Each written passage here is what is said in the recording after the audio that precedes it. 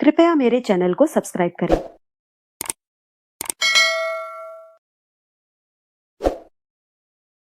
सेवा कैसे करें? श्रोता, सेवा करने के लिए हमारे पास न तो धन है, न बल है, न बुद्धि है, न योग्यता है, न सामर्थ्य है। कोई भी सामग्री हमारे पास नहीं है, पर हम सेवा करना चाहते हैं, तो कैसे करें? स्वामी जी, बहुत बढ़िया प्रश्न है। इसका उत्तर भी घटिया नहीं होगा। ध्यान देकर सुनना।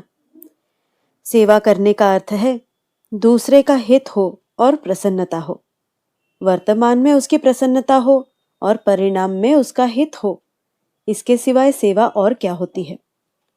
जब हमारे पास शक्ति नहीं है, तो फिर हम दूसरे की प्रसन्नता कैसे लें? इसके लिए आपको अपनी दृष्टि में बहुत बढ़िया बात बताता हूं।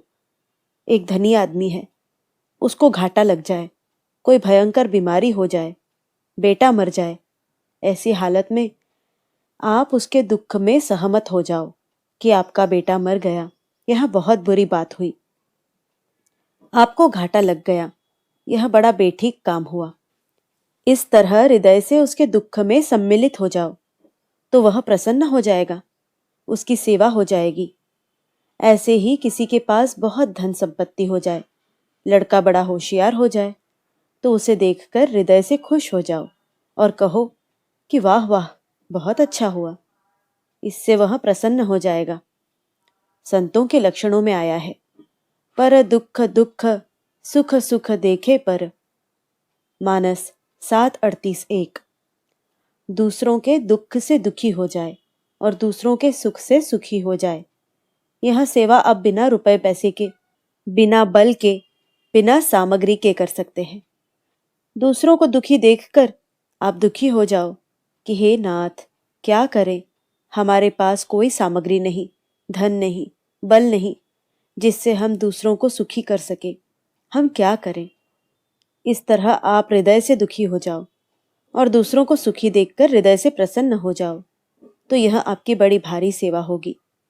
जिसके हृदय में ऐसा भाव होता है, उस पुरुष के दर्शन मात्र से लोगों को शांति मिलती है। धन आदि से हम दूसरों की सेवा करेंगे, उपकार करेंगे, यह बहुत ही स्थूल बुद्धि है। मैं तो कहता हूं कि नीच बुद्धि है। आपने सेवा को महत्व नहीं दिया है, धन को महत्व दिया है। जो धन को महत्व देता है वह नीच है।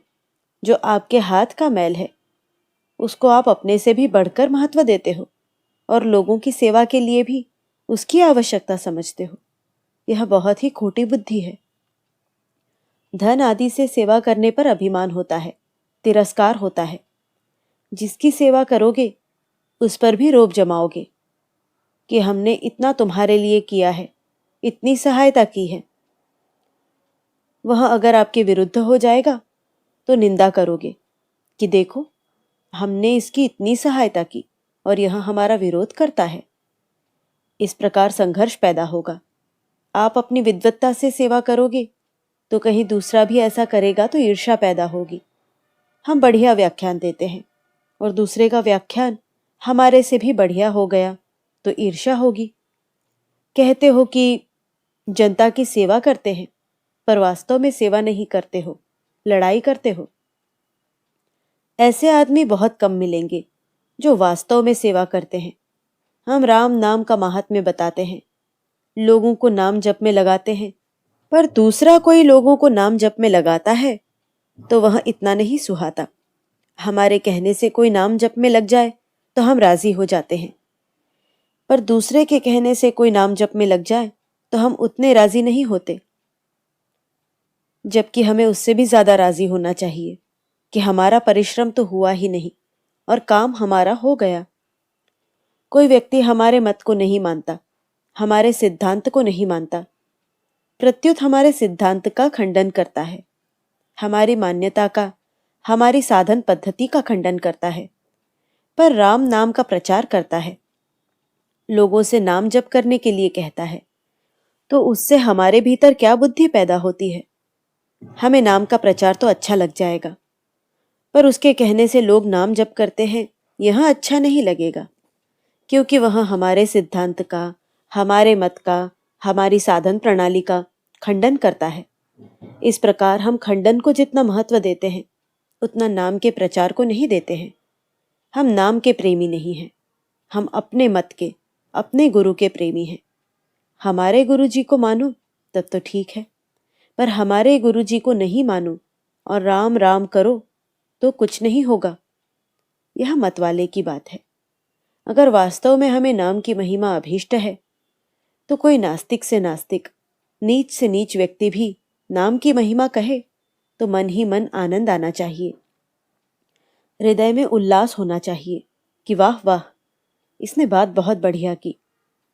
इसका नाम है सेवा। दूसरे का सदाव्रत बहुत अच्छा चलता है, वह बढ़िया भोजन देता है और सबका आदर करता है, लोगों में उसकी महिमा होती है। हम भी सदाव्रत खोलते हैं, पर हमारी महिमा नहीं होती तो हमारे भीतर ईर्ष्या होती है कि नहीं? अगर ईर्ष्या होती है तो हमारे द्वारा बढ़िया सेवा नहीं हुई। वास्तव में तो हमें खुशी आनी चाहिए कि वहाँ बढ़िया भोजन मिलता है, हमारे यहाँ तो साधारण भोजन मिलता है। हम उपकार का जो काम करते हैं वही काम दूसरा शुरू कर दे तो उससे हमारे में ईर्ष्या पैदा होती है, द्वेष पैदा होता है। तो यहाँ हम सेवा नहीं कर रहे हैं, सेवा का वहम है। किसी भी तरह से किसी के द्वारा ही सेवा हो जाए तो हम प्रसन्न हो जाएं। जो सेवा करता है उसको देखकर और जिनकी सेवा होती है उनको देखकर हम प्रसन्न हो जाएं कि वाह वाह, कितनी बढ़िया बात है। हमारे पास एक कौड़ी भी लगाने को नहीं हो, पर हम प्रसन्न हो जाएं, उस सेवा में सहमत हो जाएं, तो हमारे द्वारा सेवा हो जाएगी। बोलो, इसमें क्या कठिनता है? इसमें कोई सामग्री नहीं चाहिए, अपना हृदय चाहिए। सेवा वस्तुओं से नहीं होती है, हृदय से होती है। लोगों में यह वहम रहता है कि इतना धन हो जाए तो हम ऐसी ऐसी सेवा करेंगे। विचार करना चाहिए कि जिनके पास उतना धन है वे सेवा करते हैं क्या? वे तो सेवा नहीं करते, और हम करेंगे? जब धन हो जाए तब देखना, नहीं होगी सेवा।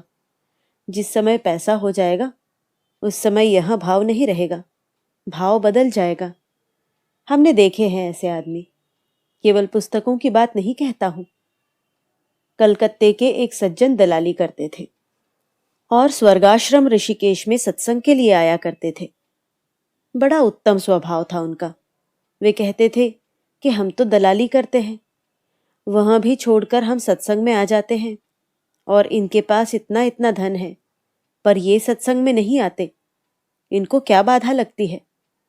परंतु आगे चलकर जब उनके पास धन हो गया तब उनका सत्संग में आना कम हो गया। उनको सत्संग में आने का समय ही नहीं मिलता, कारण कि धन बढ़ेगा तो कारोबार भी बढ़ेगा, और कारोबार बढ़ेगा तो समय कम मिलेगा। अतः जब तक धन नहीं है तब तक और विचार रहता है, पर धन होने पर वह विचार नहीं रहता। किसी किसी का वह विचार रह भी जाता है, पर वह शूरवीर ही है जिन्होंने धन को पचा लिया। प्रायः धन पचता नहीं, अजीर्ण हो जाता है, बल का अजीर्ण हो जाता है। पहले विचार रहता है कि बल हो तो हम ऐसा ऐसा करें, पर बल होने पर निर्बल को दबाते हैं।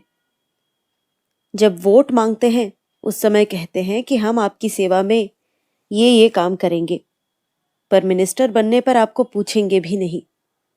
यह क्या सेवा है? यह सेवा नहीं है, स्वार्थ है। एक गांव में एक आदमी गया तो उसने कहा कि तुम्हारे गांव में इतना कूड़ा कचरा पड़ा है, क्या सफाई करने के लिए मेहतर नहीं आता? वे बोले, 5 वर्ष के बाद आता है मेहतर, पहले कोई नहीं आता। जब वोट मांगने आते हैं तब मेहतर आता है। दूसरा कोई सेवा करता है तो हमारे को बुरा क्यों लगता है कि हमारी महिमा नहीं हुई, उसकी महिमा हो गई।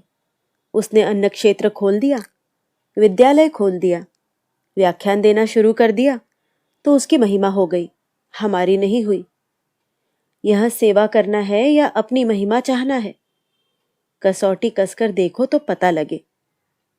सेवा का तो बहाना है, अच्छाई के चोले में बुराई रहती है। काल नेमि जिमि रावण राहु, ऊपर अच्छाई का चोला है, भीतर बुराई भरी है। यह बुराई भयंकर होती है। जो बुराई प्रत्यक्ष होती है वह इतनी भयंकर नहीं होती जितनी यह भयंकर होती है। असली सेवा करने का जिसका भाव होगा वह दूसरे के दुख से दुखी और दूसरे के सुख से सुखी हो जाएगा। दूसरों के दुख से दुखी और सुख से सुखी न होकर कोई सेवा कर सकता है क्या? जब तक दूसरों के दुख से दुखी और सुख से सुखी नहीं होगा तब तक सेवा नहीं होगी। जो दूसरों के दुख से दुखी होगा वह अपना सुख दूसरों को देगा, स्वयं सुख नहीं लेगा, और दूसरों के सुख से सुखी होगा।